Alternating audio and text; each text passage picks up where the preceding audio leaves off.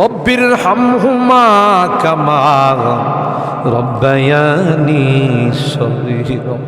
রব্বুল আলামিন আল্লাহ কোন কোন শীতের মধ্যে ঐতিহাসিক খোলাপাড়াবাসীর উদ্যোগে আল্লাহ 49তম তাফসীর মাহফিলের আজকে তৃতীয় দিনের শেষ রজনীতে আল্লাহ গভীর রজনীতে মালিক রে আমরা কিছু সংখ্যক গুনাহগার বান্দা আল্লাহ তোমার আদালতের কাঠ গড়ায় আসামির মতো দাঁড়াই ভিক্ষুকের মতো দুইখানা হাত বাড়াইছে।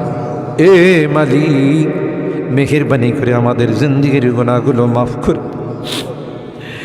ও রব্বে করিম তুমি তাকাইয়া দেখো বুড়া মানুষগুলো ঘরে যায় না, আগে মা বোনরাও ঘরে যায় নাই, আমার কলেজার টুকরা সন্তান যুবকরাও ঘরে যায়, কাঙ্গালের মতো হাত বাড়াইছি। এ মালিক